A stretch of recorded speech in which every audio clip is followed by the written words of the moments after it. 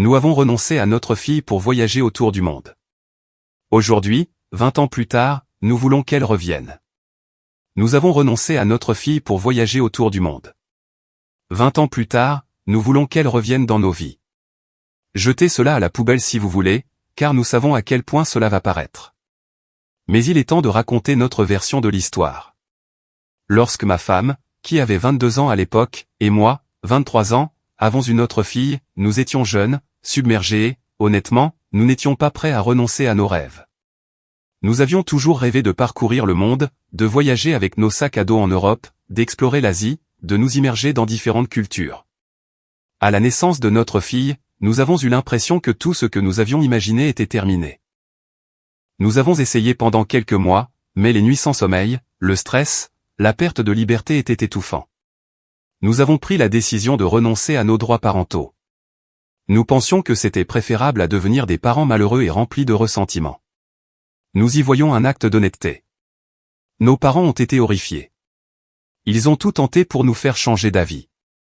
Les amis se sont retournés contre nous, nous traitant d'égoïstes, d'insensibles, d'immatures. On nous dépeignait comme des monstres, mais nous savions ce que nous voulions. La liberté. Alors nous sommes partis, nous avons tout vendu, nous avons pris un avion et n'avons jamais regardé en arrière. Pendant des années, nous avons voyagé et travaillé dans différents pays, restant chez des amis ou des membres éloignés de la famille qui étaient plus ouverts. Nous nous répétions que nous reprendrions contact avec notre fille au moment opportun, lorsque nous serions de meilleures personnes et que nous aurions vécu notre vie. Elle a tenté de se rapprocher plusieurs fois lorsqu'elle était enfant.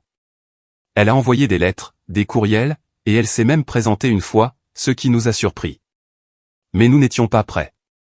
Nous lui avons dit que nous n'étions plus ses parents et qu'elle devait cesser de se comporter comme une enfant gâtée. Elle a pleuré. Nous sommes partis. Nos parents ont explosé de colère. Lors d'un événement familial, la situation a dégénéré. Il y a eu des cris, des pleurs, et même des bousculades. Quelqu'un a filmé l'incident, notre fille en larmes, nous tournant le dos, et cette vidéo s'est propagée à toute la famille élargie. Nous avons été déshérités. Nous sommes repartis, pleins d'amertume. Des années plus tard, nous nous sommes finalement installés. Nous avons eu 2 autres enfants et nous nous sommes engagés à être les parents que nous n'avions pas pu être auparavant. Depuis, nous avons tout fait correctement, et pourtant, les dégâts subsistent. Beaucoup de nos proches refusent toujours de nous inviter aux réunions. Certains se sont adoucis avec le temps et nous ont laissé entrer, mais la tension n'a jamais complètement disparu. Chaque rencontre est marquée par ce silence gênant lorsque nous entrons. Nos propres parents nous reconnaissent à peine. Ils sourient pour les apparences. Mais c'est un sourire froid. Cependant, ils font l'effort de voir leurs autres petits-enfants de temps en temps, ce qui nous semble injuste étant donné que nous essayons maintenant de bien faire. Notre fille a 20 ans. Nous avons parlé de la contacter non seulement parce que nous regrettons le passé, mais aussi parce que nous avons besoin de reconstruire notre famille. Nos autres enfants méritent de connaître leur sœur. Nous pensons qu'une fois qu'elle les rencontrera, une fois qu'elle verra tout l'amour que nous pouvons donner, elle changera d'avis. Nous avons changé et elle devrait le voir. Honnêtement, nous sommes fatigués d'être constamment punis pour une décision que nous avons prise lorsque nous étions jeunes. Les gens changent. Nous ne sommes plus le couple imprudent que nous étions. Il est frustrant que personne ne reconnaisse le chemin parcouru. Nous ne pensons pas qu'il soit déraisonnable de s'attendre à ce qu'elle rencontre au moins ses frères et sœurs. Peut-être que cela aidera à ouvrir la porte à la réconciliation. Elle n'a pas à tout pardonner du jour au lendemain, mais nous pensons qu'il est temps qu'elle essaie au moins. Après tout, nous restons ses parents, même si elle refuse de l'admettre. Mise à jour 1. Elle ne nous regarde même pas. Quelques mois se sont écoulés depuis que nous avons finalement décidé de commencer à faire quelque chose pour reprendre contact avec Danielle, notre fille. Nous ne voulions plus seulement parler du sujet, nous voulions agir. Nous avons commencé à planifier différentes façons de la faire nous reconnaître à nouveau. Nous savions que ce ne serait pas facile, mais nous espérions que le temps aurait peut-être adouci les choses, que maintenant, étant plus âgée, elle pourrait mieux comprendre notre perspective. La vérité est que nous l'avons vu plus souvent que nous ne le laissons paraître. Danielle assiste à certaines réunions de famille, pas toutes, seulement les plus grandes, celles qui attirent le plus de monde. Mais chaque fois qu'elle vient, c'est comme si nous étions invisibles pour elle. Elle embrasse nos parents, discute avec les cousins, aide en cuisine, mais elle ne nous regarde jamais, ni ne nous reconnaît. Pas un geste, pas un regard, c'est comme si nous étions des fantômes. Lors d'un événement récent, nous avons tenté de briser le silence. Ma femme s'est approchée et lui a dit « Bonjour, Daniel ». Elle n'a même pas répondu. Je suis intervenu. J'ai essayé de dire quelque chose sur le temps qui s'était écoulé, à quel point nous aimerions parler. Et elle est restée là, simplement en silence. Son expression n'a pas changé.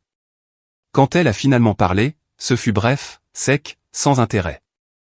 Elle a dit qu'elle ne voulait pas faire ça et elle est partie. Nous sommes restés là et la pièce est devenue silencieuse. Les regards du reste de la famille disaient tout, jugement, froideur, comme si personne n'avait réellement surmonté ce que nous avions fait dans le passé, comme si nous étions toujours les mêmes personnes qui avaient abandonné un enfant. Cet instant nous a rappelé à quel point cette situation est profonde, jusqu'où s'étendent les dommages que nous avons causés. Cette nuit-là, nous sommes partis tôt. Après cela, nous nous sommes rendus compte que nous devions être plus prudents. Pas de confrontation directe, pas encore. Alors nous avons essayé une autre idée. Nous avons parlé à nos 2 plus jeunes enfants de Daniel. Nous nous sommes assis avec eux et leur avons expliqué, d'une manière qu'ils pouvaient comprendre, qu'ils avaient une sœur aînée. Nous ne sommes pas entrés dans tous les détails, juste assez pour éveiller leur intérêt. Ils étaient excités. Ils ont dit qu'ils voulaient la connaître, lui parler. Nous pensions que cela pourrait être la clé. Si Daniel voyait ses frères et sœurs innocents, doux, désireux de se connecter, peut-être que cela ouvrirait un tout petit peu son cœur. Peut-être que ce serait le premier pas vers la réconciliation. Lors de la réunion de famille suivante, nous les avons doucement encouragés à la saluer. Ils ont essayé. Ils se sont approchés de Daniel, se sont présentés, l'ont même appelé « sœur ». Elle les a corrigés poliment, mais très clairement. « Je suis votre tante, pas votre sœur ». Puis elle s'est retournée et est partie. Nos enfants étaient confus, blessés. L'un d'eux a demandé plus tard pourquoi elle ne voulait pas être leur sœur. Nous n'avons pas su quoi dire. Nous leur avons juste dit que parfois, il faut plus de temps aux adultes pour pardonner. Nous croyons toujours qu'elle finira par changer d'avis. Nous avons changé. Nous ne sommes plus les mêmes personnes qui l'ont laissé derrière nous. Nous avons construit une vie. Nous sommes stables, responsables, présents. Cela fait mal qu'elle ne nous donne pas l'occasion de lui prouver cela. Nous ne lui demandons pas de prétendre que tout va bien du jour au lendemain, mais au moins d'essayer, au moins de parler à ses frères et sœurs. Nous avons récemment appris par la famille que Daniel est à la faculté de droit, parmi les meilleurs de sa promotion. La vérité est que cela ne nous a pas surpris. Elle a toujours été intelligente, même bébé. Son nom apparaît de temps en temps dans les conversations, pas par nous, mais par d'autres. Elle s'en est mieux sortie que nous ne le méritons probablement. Nous avons également appris qu'elle sort avec quelqu'un. Nous ne savons pas grand-chose de lui pour l'instant, mais nous avons déjà évoqué la possibilité d'essayer de l'approcher, juste pour ouvrir une porte, pour que quelqu'un de proche d'elle entende notre version. Peut-être qu'il pourra l'aider à voir que nous ne sommes pas des monstres, que nous regrettons ce que nous avons fait, que nous voulons vraiment arranger les choses. Nous ne nous attendons pas à ce que ce soit facile, mais nous n'allons pas encore abandonner. Non. Mise à jour 2. Gagner du terrain petit à petit. Un plan de reconnexion. Ces derniers mois, nous avons redoublé d'efforts pour trouver un moyen de réintégrer la vie de Daniel. Nous savons que cela ne sera pas facile et nous avons trébuché plus d'une fois, mais nous avons finalement un peu d'élan en notre faveur. Nous avons commencé à progresser, bien que, malheureusement, pas directement avec elle, mais avec les personnes qui l'entourent. Étonnamment, certains de nos proches éloignés ont commencé à se montrer plus ouverts. Quelques cousins et un oncle, même des parents éloignés, ont vu comment nous avons changé au fil des ans. Ils nous ont vu élever nos 2 plus jeunes enfants et construire une vie stable. Bien qu'ils n'ignorent pas complètement le passé, ils sont devenus plus compréhensifs quant à notre version de l'histoire. Ils voient que nous avons fait des erreurs, mais aussi que nous avons grandi. Et surtout, ils conviennent que Daniel mérite au moins de nous écouter. Certains ont même admis qu'ils pensaient qu'il était temps que Daniel cesse de laisser les vieilles blessures dicter son avenir. Que nous avons assez souffert et payé le prix assez longtemps. Ils ont accepté avec prudence de nous aider, de faciliter une conversation, mais cette fois selon nos termes. L'idée que nous développons maintenant est une réunion de famille, privée, dans un lieu neutre et calme, quelque chose d'assez informel pour ne pas paraître menaçant, mais suffisamment intentionnel pour que Daniel y assiste. Elle a évité les réunions plus intimes, mais avec le bon type d'encouragement des bonnes personnes, des personnes qu'elle écoute encore, nous espérons qu'elle se présentera. Le plan est de créer un environnement où elle ne pourra pas simplement partir ou nous ignorer. Il ne s'agit pas d'une embuscade, mais de quelque chose de plus proche d'un environnement contrôlé, un moment de vulnérabilité émotionnelle, entouré de personnes qui comprennent ce que nous essayons d'accomplir. Nous voulons utiliser la présence de la famille pour adoucir le coup. Une sorte de pression douce qui pourrait finalement l'amener à ouvrir la bouche et à nous dire quelque chose, même si ce n'est pas ce que nous voulons entendre pour l'instant, ce serait au moins un début. Cependant, il y a un obstacle majeur que nous avons dû prendre en compte, ses grands-parents, nos parents, les grands-parents de Daniel. Ils n'ont été rien d'autre que froids avec nous. Ils nous parlent à peine, même après toutes ces années. Ils font l'effort de voir leurs autres petits-enfants, mais seulement lors de visites isolées. Jamais dans le cadre d'un événement familial plus grand. Ils ne nous ont jamais pardonné. Et il est clair qu'ils ont été très impliqués dans la vie de Daniel. Nous ne savons pas qu'ils sont une grande partie de la raison pour laquelle elle refuse de nous parler. Leur influence a été puissante et biaisée. Ils se sont accrochés au passé et n'ont jamais reconnu que les gens pouvaient changer. C'est pourquoi nous avons décidé qu'ils ne pouvaient pas faire partie du prochain événement. Nous nous assurons qu'ils ne soient pas invités, ou du moins qu'ils ne soient pas présents si Daniel se présente. Ce n'est pas idéal, mais nous croyons qu'ils travaillent activement contre la réconciliation. Nous essayons de reconstruire quelque chose et nous ne pouvons pas le faire avec des personnes qui se mettent en travers de notre chemin. C'est notre chance et nous pensons avoir construit un système de soutien suffisamment solide pour que cela fonctionne. Les cousins, la famille élargie, même certains amis communs d'il y a des années, veulent revoir notre famille unie. Ils croient que nous méritons une seconde chance. Nous le croyons aussi. Nous avons besoin de cela. Nous avons trop avancé et perdu trop pour accepter le silence comme chapitre final entre nous et notre fille.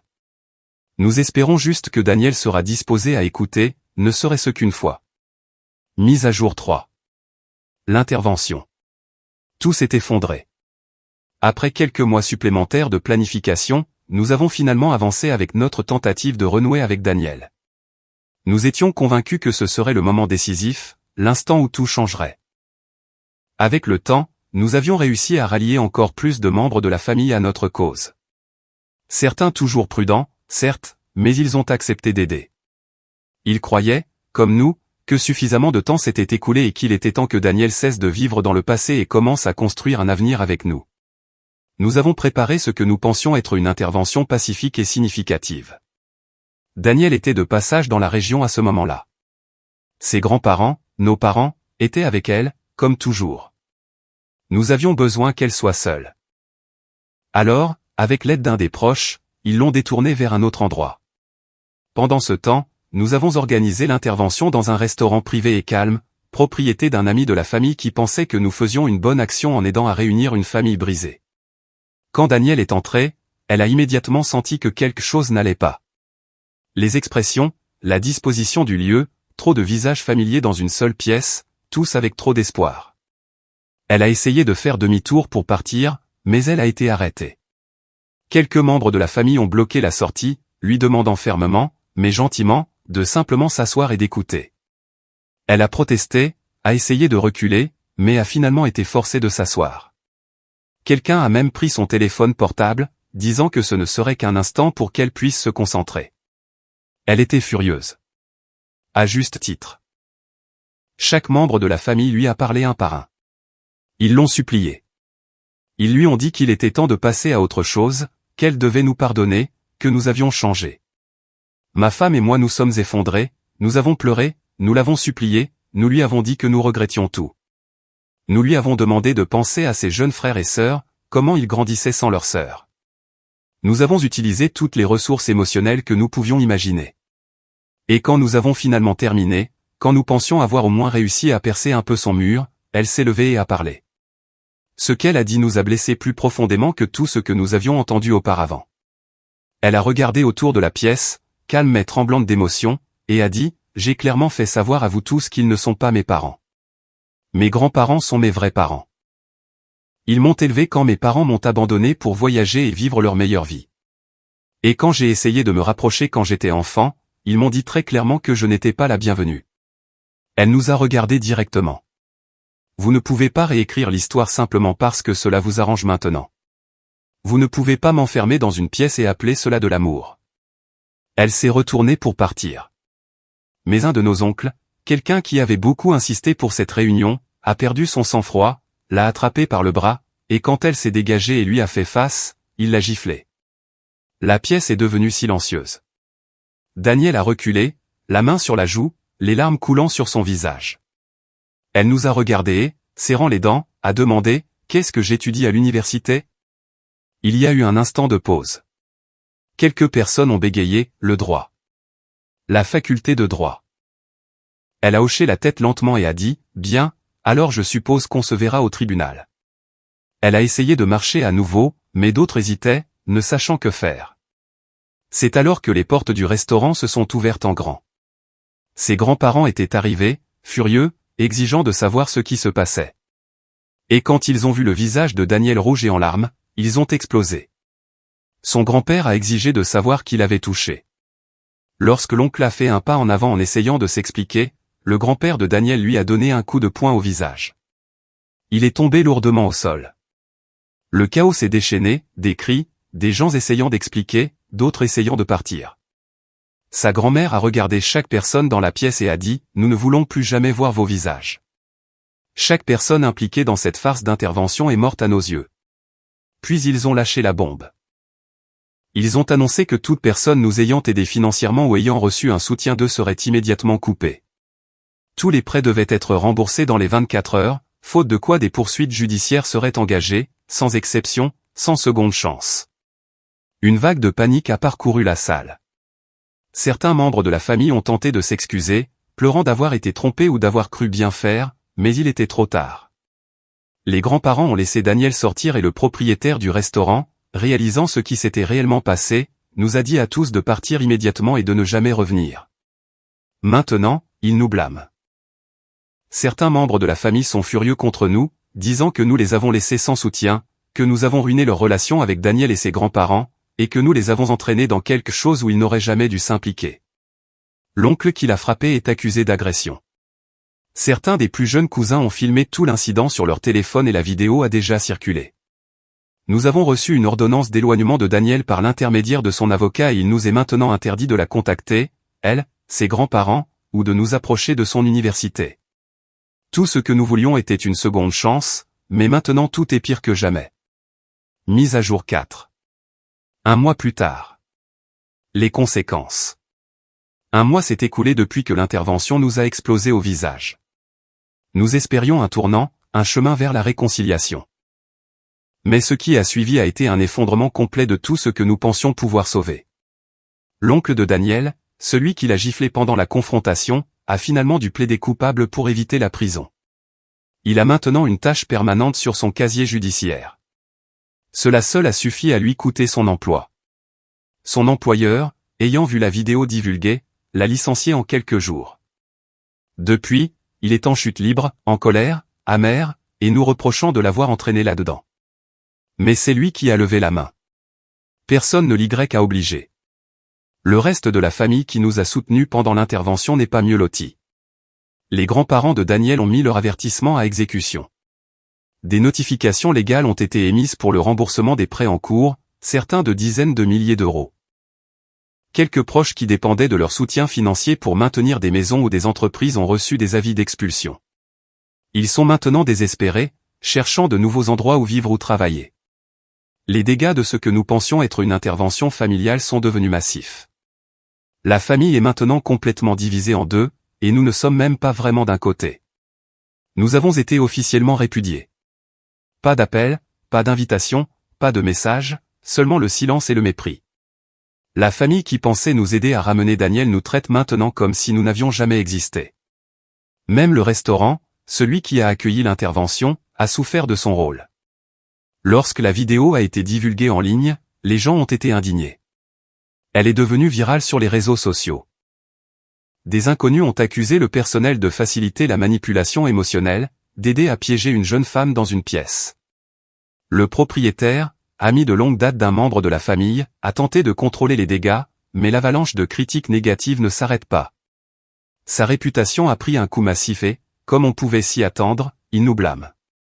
Dans une tentative désespérée d'arranger les choses, nous nous sommes approchés de nos parents, les grands-parents de Daniel. Nous avons appelé, écrit, nous nous sommes excusés, avons essayé d'expliquer que nous n'avions jamais voulu que les choses aillent si loin, que nous n'approuvions pas ce que l'oncle avait fait, que nous voulions seulement renouer. Mais nos excuses ne les ont pas intéressés. Leur réponse a été froide, furieuse et définitive. Ils nous ont avertis de ne pas essayer de les pousser à nouveau, de ne plus rien tenter, que nous avions franchi la dernière ligne qu'ils seraient jamais disposés à nous accorder.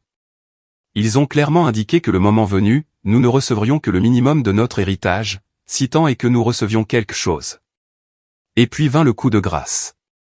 Ils ont affirmé que si nos enfants, les frères et sœurs cadets de Daniel, grandissaient en se comportant comme nous, ils seraient également exclus du testament. Pas un centime, pas un seul cadeau, rien.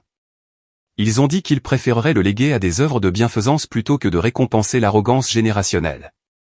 Nous pensions que nous essayions de réparer notre famille. Maintenant, nous avons l'impression de l'avoir détruite pour toujours. Mise à jour 5. Vivre avec les conséquences et s'accrocher à un dernier espoir. Des mois se sont écoulés depuis l'intervention ratée, des mois depuis que tout s'est effondré d'une manière que nous n'aurions jamais pu prévoir. Nous pensions que le temps pourrait commencer à guérir les fissures, mais au lieu de cela, la division n'a fait que s'approfondir. Les séquelles de ce jour continuent de se propager à tous les aspects de notre vie et nous nous accrochons au peu qu'il nous reste encore. Nous avons été complètement répudiés par la majeure partie de la famille. Le silence est assourdissant. Pas d'invitation, pas de nouvelles, pas d'interaction, sauf si cela est absolument nécessaire. Et même dans ce cas, tout passe par des dents serrées ou des messages soigneusement rédigés. Une poignée de proches maintiennent encore le contact avec nous, mais toujours à distance. Courtois, mais froids, prudents, ils ne veulent pas être vus en train de prendre parti. Pendant ce temps, nos jeunes enfants commencent eux aussi à subir les conséquences. Ils ont commencé à poser des questions plus difficiles. Pourquoi ne peuvent-ils plus voir leurs cousins? Pourquoi les fêtes de fin d'année semblent-elles plus petites? Pourquoi grand-mère et grand-père ne viennent-ils plus aussi souvent? Ils perçoivent le changement, même s'ils ne comprennent pas toute l'histoire. Nous essayons de les protéger de la laideur de la situation, mais cela les affecte. La confusion se transforme en tristesse et cette tristesse se transforme en ressentiment, non seulement envers la situation, mais envers nous. Ils ont commencé à nous demander pourquoi leur sœur aînée ne nous donne même pas une chance et, honnêtement, nous ressentons de la colère aussi. Daniel refuse de nous parler, de nous écouter, de nous reconnaître ne serait-ce que. Nous avons changé, nous avons grandi, nous avons construit une nouvelle vie avec stabilité, avec structure, avec intention, mais pour elle, rien de tout cela n'a d'importance. Elle nous voit toujours uniquement comme les personnes qui l'ont abandonnée, qui lui ont claqué la porte au nez quand elle était une enfant en quête d'amour. Et peut-être méritons-nous cette perception, mais nous ne pensons pas mériter un exil permanent. Nous avons récemment appris que certains des proches qui étaient présents lors de l'intervention ont réussi à expliquer leur participation aux grands-parents de Daniel. Ceux qui se sont distancés tôt ou qui n'ont pas parlé pendant la confrontation ont reçu des opportunités limitées de se racheter. Mais ceux qui ont été directement impliqués dans l'orchestration de l'événement, ceux qui ont aidé à piéger Daniel pour qu'elle se présente ou qui sont restés immobiles pendant que tout dégénérait, ont été complètement coupés. Soutien financier révoqué, lettres légales remisées, dans certains cas, même des avis d'expulsion. Les grands-parents de Daniel ont tenu parole. Il n'y a pas eu de bluff, pas d'avertissement, juste de l'action. Ils sont incroyablement aisés, propriétaires de multiples propriétés d'investissement et de location. Leur portée financière s'étend profondément au sein de la famille et au-delà. Et pourtant, ils ont également bâti une réputation de personnes gentilles et généreuses dans leur communauté. Ils ont aidé à payer des dettes, à couvrir des factures médicales et même à financer l'éducation d'enfants qui n'étaient pas les leurs. Les gens les adorent, et dans cet amour, nous sommes devenus les méchants. Lorsque la vidéo de l'intervention a été divulguée en ligne, l'opinion publique n'était pas seulement contre nous, elle nous a écrasés. Le restaurant où cela s'est produit, un lieu autrefois prospère, souffre maintenant gravement. Des critiques négatives sont arrivées, les notes en ligne se sont effondrées.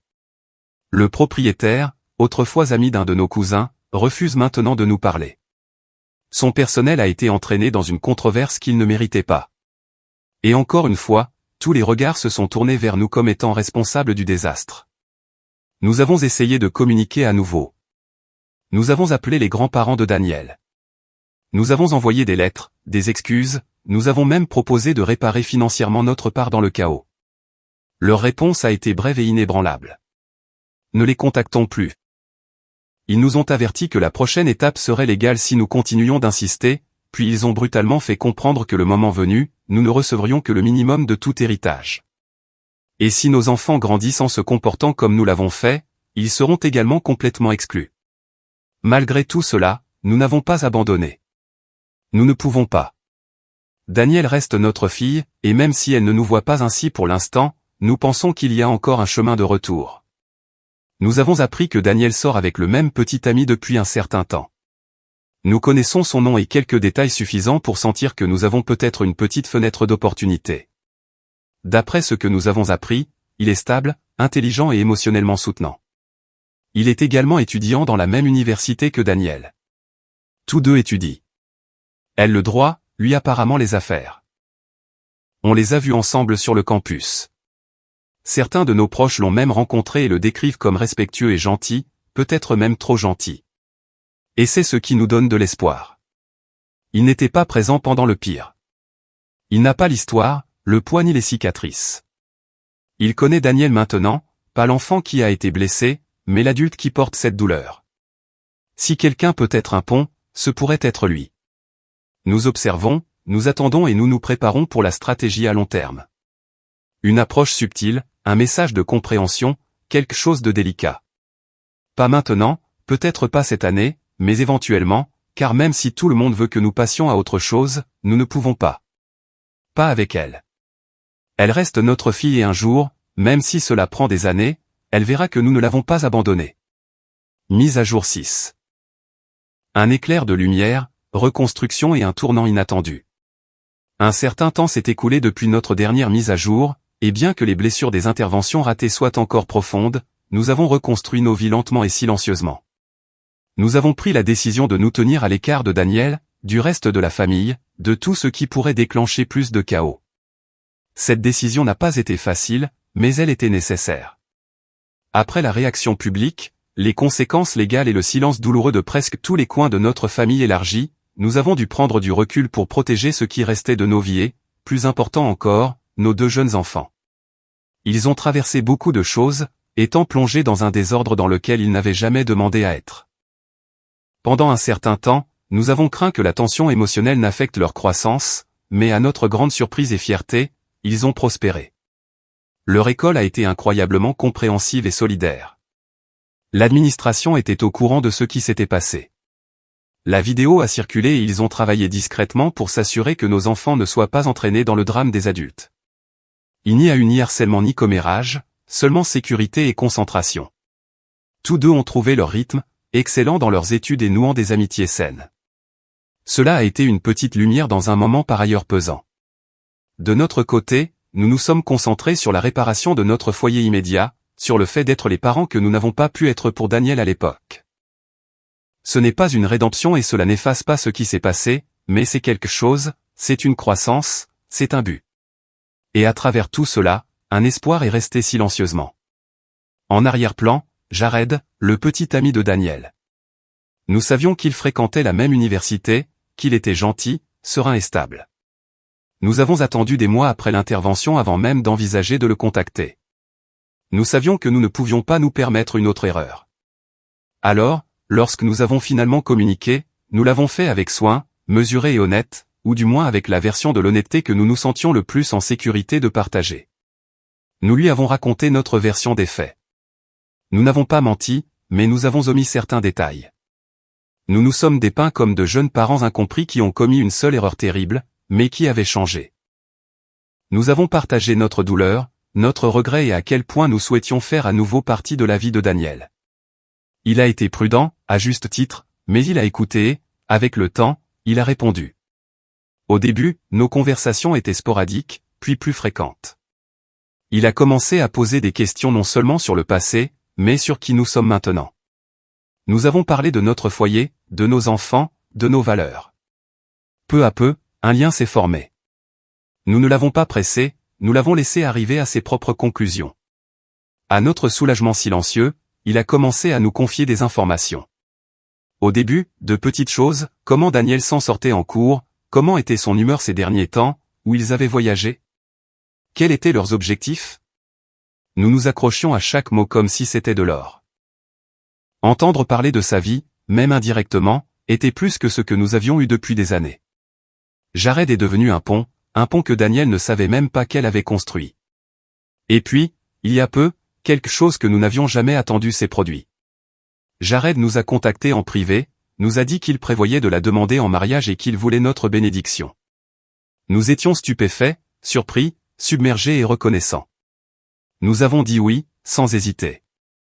À ce moment-là, nous avons ressenti quelque chose que nous n'avions pas ressenti depuis très, très longtemps. L'espoir. Un espoir réel et tangible que peut-être, juste peut-être, une seconde chance nous était donnée, non seulement dans une relation, mais dans le fait de faire partie de la vie de Daniel.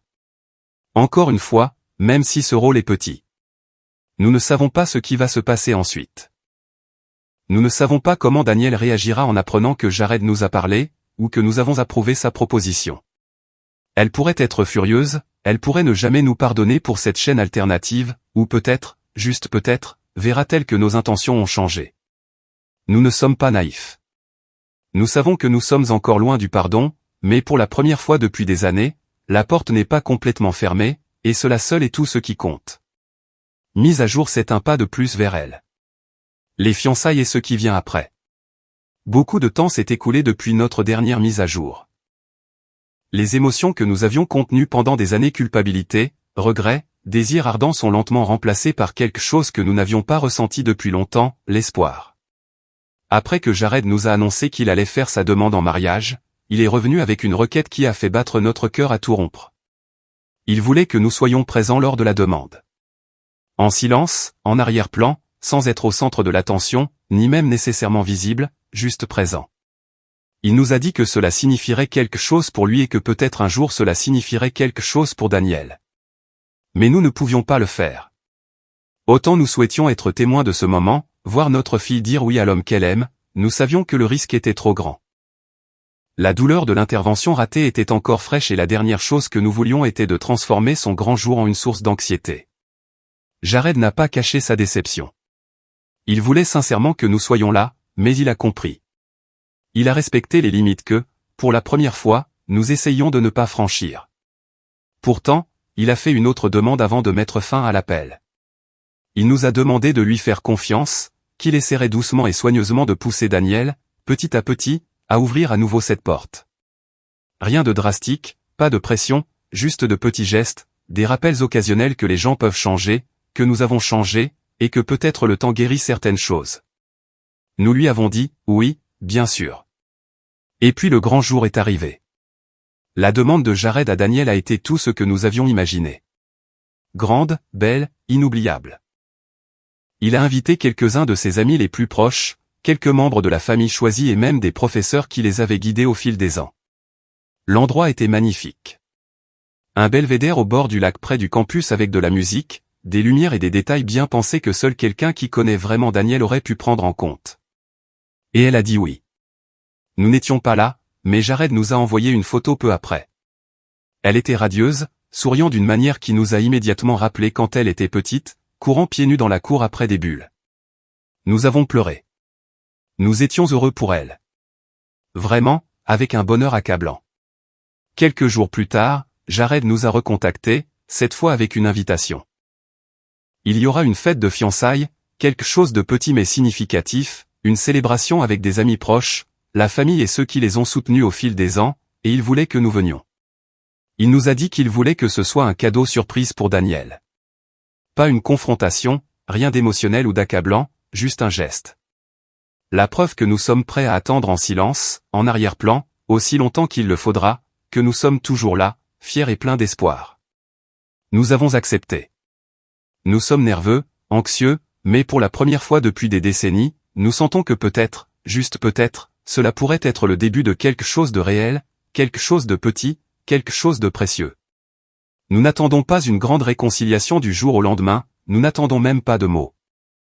Mais si Daniel peut nous regarder sans détourner le regard, si elle peut respirer sans ressentir de colère, ce sera suffisant pour l'instant. Parce que nous croyons vraiment qu'un jour nous arriverons à ce moment. Et quand ce jour viendra, j'espère être au bout de l'allée, attendant d'accompagner ma fille. Pas comme un étranger, pas comme un fantôme du passé, mais comme son père. Mise à jour 8. La fête de fiançailles. Un plan qui s'est effondré. Nous avions espéré que la fête de fiançailles serait un moment de guérison, une réconciliation surprise soigneusement orchestrée par Jared, qui croyait vraiment en la possibilité de réparer les liens brisés. L'endroit était magnifiquement décoré, avec des fleurs, des lumières douces et une ambiance intime. Parmi les invités se trouvait la famille de Jared, certains de nos propres proches, et à notre grande surprise et soulagement, aussi les grands-parents de Daniel. Jared nous avait assuré que ses parents étaient au courant du plan et le soutenaient pleinement, dans l'espoir que cette réunion puisse aider à unir les familles après tant d'années de distance. Le plan était simple. Après que Jared aurait parlé de son amour pour Daniel et de l'importance de la famille, il avait l'intention de dire nos noms et de lancer une réunion pleine de sentiments. Nous attendions nerveusement dans les coulisses, le cœur battant entre l'espoir et la peur. Mais dès l'instant où nous sommes sortis, il est devenu clair que quelque chose n'allait pas. Le visage de Daniel a immédiatement changé. Choc, douleur et un profond sentiment de trahison se sont mélangés en une seule expression. Ses yeux se sont fixés sur nous, mais il n'y avait aucune chaleur en eux, seulement de la blessure. Elle a reculé, tremblante mais ferme, a exigé « Pourquoi êtes-vous ici à nos fiançailles ? Pourquoi vous êtes-vous immiscé dans ma journée sans rien me dire ?» La salle est tombée dans un silence de mort. Les grands-parents de Daniel ont porté leurs mains à leur poitrine, visiblement choqués et blessés de la voir réagir avec tant de force. Nos propres proches ont échangé des regards inquiets. Les parents de Jared ont pâli, les visages figés dans une expression d'incrédulité horrifiée, tandis que Daniel commençait à parler. Sa voix, bien que tremblante au début, est devenue plus ferme en racontant des années d'abandon. Vous m'avez abandonné quand j'étais bébé. Vous ne vouliez pas de moi. Quand j'ai essayé de me rapprocher enfant, vous m'avez rejeté, insulté, dit que je n'étais pas désiré, vous m'avez laissé grandir sans vous pendant que vous viviez votre vie à voyager et à m'ignorer. Les parents de Jared semblaient dévastés. La couleur complètement drainée de leur visage, en entendant le poids de ces mots, ils ont murmuré entre eux, incapables de cacher leur honte et leur douleur. Jared, désespéré de réparer l'instant, a fait un pas en avant. Il a essayé d'expliquer que son intention était de chercher le pardon, qu'il espérait que Daniel pourrait se réconcilier avec ses vrais parents. Il l'a supplié à voix basse, « Daniel, ils ont changé. Maintenant, ils veulent une relation. S'il te plaît, essaie de comprendre. » Mais Daniel était au-delà de toute raison. Sa voix est devenue féroce lorsqu'elle a demandé « Pourquoi es-tu allé dans mon dos ? Pourquoi as-tu ignoré tout ce que je t'ai dit ? Pourquoi as-tu cru pouvoir décider pour moi alors que j'ai été clair depuis le début ? » Puis, avec un calme dévastateur, elle a retiré sa bague de fiançailles et l'a rendue à Jared. Son visage s'est effondré. L'espoir qu'il avait porté pendant des mois est devenu un poids insupportable qui lui est tombé dessus en quelques secondes. Les larmes ont commencé à couler sur les joues de Daniel tandis qu'elle se tournait vers les présents et disait « Vous croyez que cela concerne la famille, mais cela concerne le contrôle. Vous m'avez abandonné. Ensuite, vous avez essayé de réécrire l'histoire pour vous arranger et maintenant vous voulez posséder ma vie. Et vous savez quoi ? Je suis malheureuse à cause de tout ça. » Ses grands-parents sont immédiatement intervenus, les visages marqués par la colère et l'instinct de la protéger. Ils nous ont réprimandés, ainsi que les proches qui avaient soutenu le plan, condamnant la tentative de forcer une réconciliation sans le consentement de Daniel. La salle a éclaté en voix tendue, discussion, accusation. Jared est resté là, paralysé, sans voix, pris entre la douleur de sa fiancée et les espoirs de sa famille. Daniel a été discrètement escorté hors du lieu, pleurant toujours, le cœur totalement exposé. Nous sommes partis peu après, honteux, vaincus et brisés. Ce qui devait être une célébration de l'amour a fini par être un rappel douloureux de notre distance. L'abîme entre nous semble plus large que jamais et, plus que jamais, le chemin vers la guérison semble impossible. Mise à jour 9. Déshérité. La rupture finale des liens. Quelques semaines se sont écoulées depuis la fête de fiançailles ratée et nous vivons maintenant les conséquences que nous avons toujours craintes au fond de nous, mais que nous n'avons jamais cru qu'elles se produiraient réellement. Nous avons été officiellement déshérités par nos parents, les grands-parents de Daniel. Tout s'est passé silencieusement, mais définitivement. Après que la poussière de cette nuit désastreuse soit retombée, nous avons essayé de les appeler. Nous voulions expliquer, offrir une sorte de conclusion. Une justification pour nos décisions, mais ce que nous avons reçu, c'était de la pure colère sans filtre. Ils nous ont clairement fait savoir, sans aucune ambiguïté, que nous avions ruiné le bonheur de Daniel. Nous n'avions pas le droit d'intervenir, ni le droit d'agir dans son dos, ni de manipuler Jared, lui faisant croire que nous méritions une seconde chance. Ils nous ont rappelé encore et encore que nous avions été avertis, non pas une ou deux, mais d'innombrables fois, de rester à l'écart. Ce que nous avons fait n'était pas un acte d'amour, mais de contrôle. Et maintenant, le prix de notre égoïsme a été payé par la seule personne dont nous prétendons nous soucier, Daniel. Malgré tout, nous avons essayé de communiquer directement avec Daniel. Nous avons envoyé des messages, des textes, des courriels et des lettres manuscrites suppliant pardon, promettant d'arranger ce que nous avions fait. Nous lui avons dit que si elle ne voulait vraiment rien avoir à faire avec nous, nous respecterions cela. Nous lui avons seulement demandé, s'il te plaît, donne une autre chance à Jared. Ne laisse pas ce que nous avons fait détruire votre avenir. Elle n'a jamais répondu. Au lieu de cela, ce que nous avons reçu était une épaisse enveloppe d'un cabinet d'avocats, le cabinet de Daniel. À l'intérieur, il y avait une ordonnance d'éloignement formelle et à long terme, ainsi qu'un avis de cessation et d'abstention.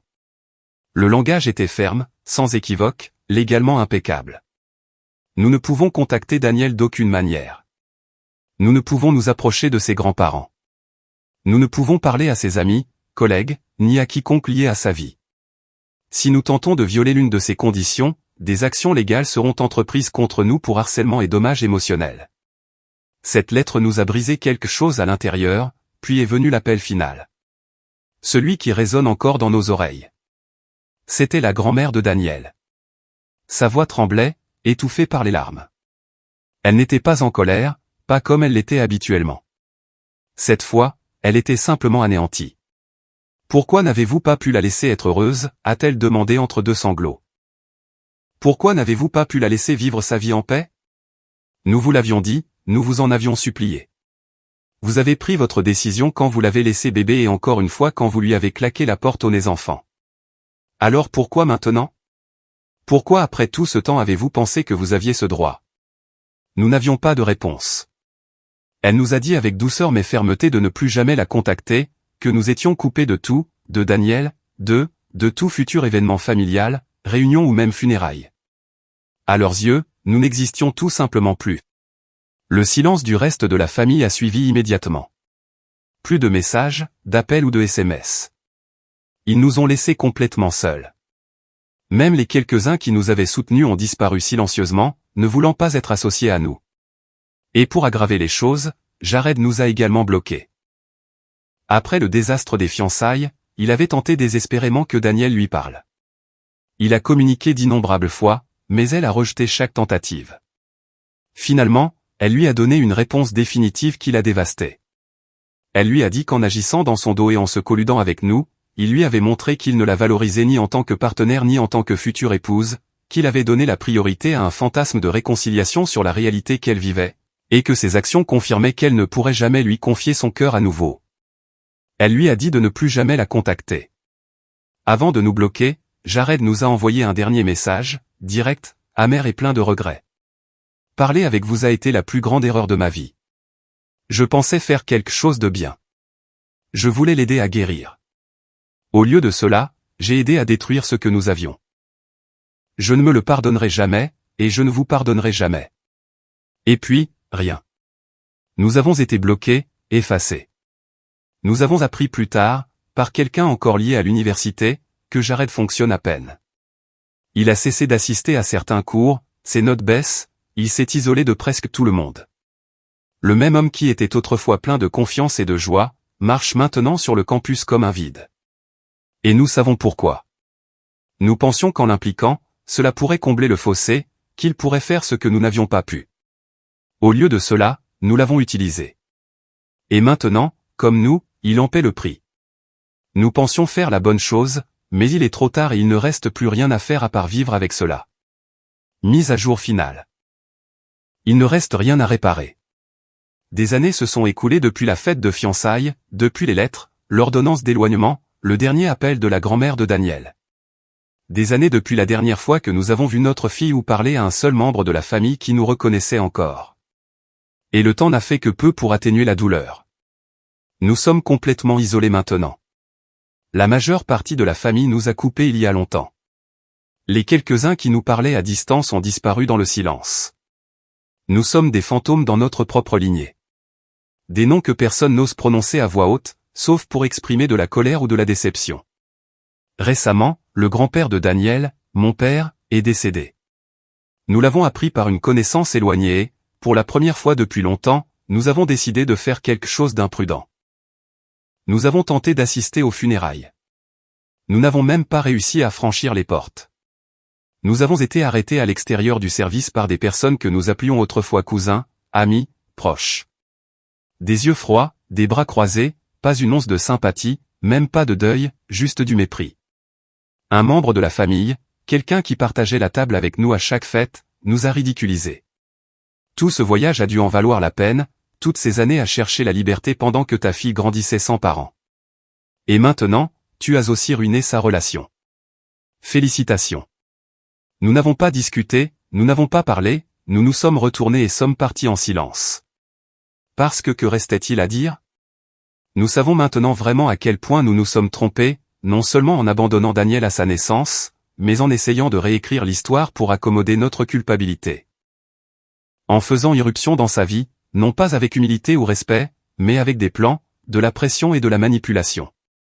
Nous aurions dû attendre, nous aurions dû reconstruire la confiance lentement et patiemment, si jamais c'était possible.